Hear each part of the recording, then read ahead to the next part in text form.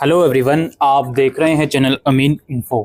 और आज की इस वीडियो में हम बीए प्रोग्राम सीबीसीएस सेमेस्टर 6 का एक बहुत इंपॉर्टेंट सब्जेक्ट है अंडरस्टैंडिंग ग्लोबलाइजेशन। अगर आपके पास pol science as a discipline subject आपने चूज़ किया हुआ है तो इसका हम पीवाईक्यू और एग्जामिनेशन पैटर्न देखेंगे, किस टाइप के क्वेश्चंस आप लोगों को देखने को मिल सकते हैं। तो ग्लोबलाइजेशन को समझना है आपको, तो पहली जो यूनिट है इसमें यही है, ग्लोबलाइजेशन के बारे में पढ़ना है, क्या इसका मतलब होता है और इसके जो अलग अलग डिबेट्स हैं वो पढ़नी है। ग्लोबलाइजेशन के जो डायमेंशन हो सकते हैं अलग अलग, इकोनॉमिक, पॉलिटिकल, टेक्नोलॉजिकल और कल्चरल, ये आपको समझना है। इसके बाद कॉन्टेम्प्ररी वर्ल्ड एक्टर्स, ग्लोबलाइजेशन के लिए अलग अलग जो एक्टर्स वगैरह हैं, जिसमें यूनाइटेड नेशन हो गया, WTO हो गया, ब्रिक्स हो गया, MNC TNCs हो गया, ये आपको पढ़ना है।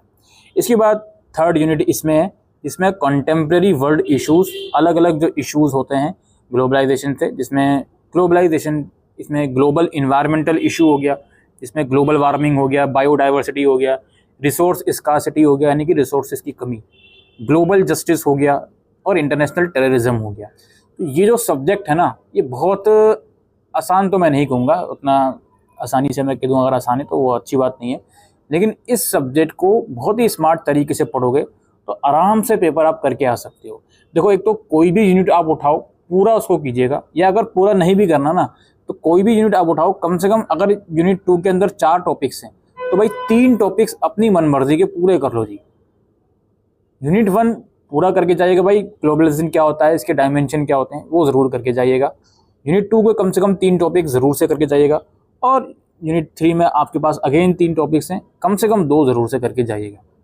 ठीक है, सारे ही टॉपिक्स इसमें इंपॉर्टेंट है, सारा सब कुछ मैं पैटर्न डिस्कस करने वाला हूँ, उसको देखकर आप बोलोगे सर ये तो सभी कुछ आ गया। तो इसलिए इंपॉर्टेंट क्वेश्चंस कुछ नहीं है, जो टॉपिक आपको सबसे लगता है कि यार ये तो आसान है मेरे लिए, उसको पहले पूरा करो, और टॉपिक छोड़ने नहीं है। आसान वाले पहले करने हैं लेकिन छोड़ने नहीं है टॉपिक, जो आपको मुश्किल लगते हैं वो करने ज़रूर हैं, थोड़ा सा लास्ट में उसको देखिएगा। Now we will discuss the question paper.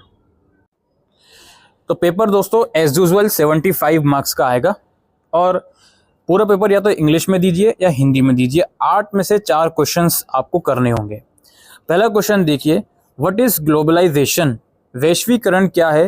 Is state a victim और एन एजेंट ऑफ ग्लोबलाइजेशन और both?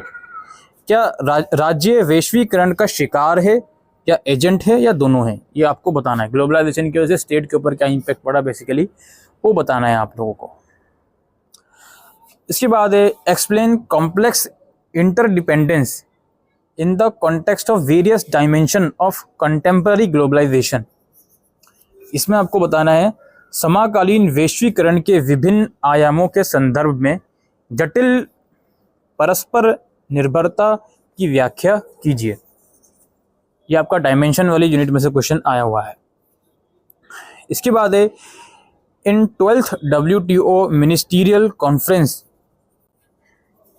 in Geneva in 2022, negotiators prevailed despite geopolitical tension. In the light of this statement, analyze gains and losses for developing countries from Doha round to the recent Geneva conference.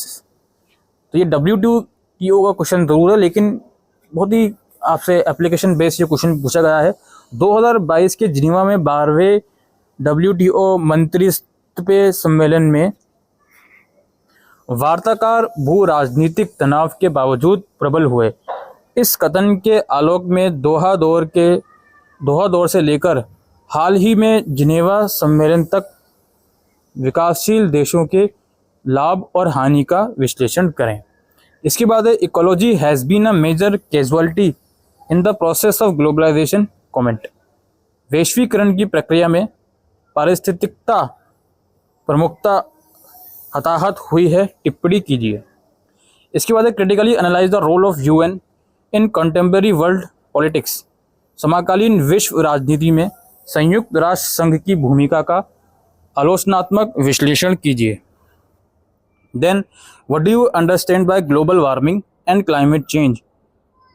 भूमंडलीय उष्मीकरण और जलवायु परिवर्तन से आप क्या समझते हैं? Evaluate recently concluded COP22 and India's role in it. हाल ही में संपन्न COP22 और इसमें भारत की भूमिका का मूल्यांकन कीजिए। ठीक है, इस 6 क्वेश्चन होगा, अभी 2 और डिस्कस करूंगा। उससे पहले एक इम्पोर्टेंट बात आपको बताना चाहता हूँ। अभी 2023 के आखिरी क्वार्टर में आपने देखा G20 समिट हुआ था, जिसको इंडिया ने होस्ट किया था, इंडिया के अंदर वो हुआ था। तो उसके अंदर ग्लोबल लेवल पर क्या क्या नीतियाँ लाई गई हैं, उसे प्लीज़ ज़रूर से पढ़ के जाइएगा, क्योंकि इस सब्जेक्ट का नाम ही ग्लोबलाइजेशन है। तो उसको प्लीज़ G20 की सारी इंपॉर्टेंट बातें आपको पता होनी चाहिए, apart from your academic chapters. उसके अलावा प्लीज़ उस चीज़ को ज़रूर से ध्यान दीजिएगा। हो सकता है आपके जो टॉपिक्स हैं उसके संदर्भ में ही वो G20 को लिंक करके क्वेश्चन पूछ लें। जैसे एक क्वेश्चन अभी रिसेंटली आपके सामने क्वेश्चन नंबर 6 दिख रहा है, और जो WTO वाला क्वेश्चन हमने देखा, तो इसमें प्लीज़ ज़रूर से ध्यान दीजिएगा। इस टाइप के क्वेश्चन पूछे जा सकते हैं, तो G20 को ज़रूर आपको पढ़कर जाना है। इसके बाद सेकेंड लास्ट क्वेश्चन है, comment on the following, one persons freedom fighter is another's terrorist, can terrorism even be justified? निम्नलिखित पर टिप्पणी कीजिए। एक व्यक्ति का स्वतंत्रता सेनानी दूसरे का आतंकवादी है, यानी कि एक कंट्री का अगर फ्रीडम फाइटर है तो वो फ्रीडम फाइटर दूसरी कंट्री के लिए टेररिस्ट हो गया।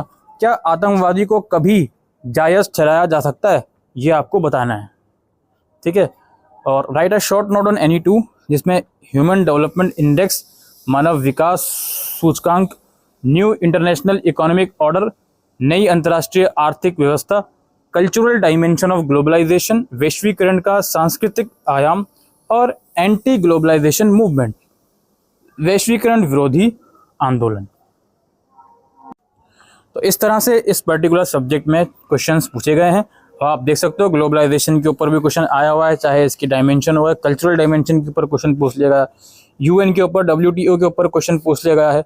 ठीक है, और आप यहाँ पे इश्यूज़ में अगर हम बात करें, कंटेम्प्रेरी इश्यूज़, इसमें ग्लोबल इन्वायरमेंटल इश्यूज़ के लिए क्वेश्चन पूछा गया है, चाहे वो क्लाइमेट चेंज वगैरह हो या जो भी चीज़ हो। टेररिज्म के ऊपर क्वेश्चन आया हुआ है।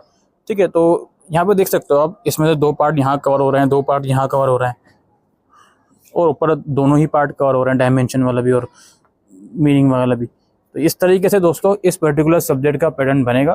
तो आई होप दोस्तों आपको ये वीडियो यूज़फुल लगी हो, तो वीडियो को शेयर कीजिएगा। Thank you.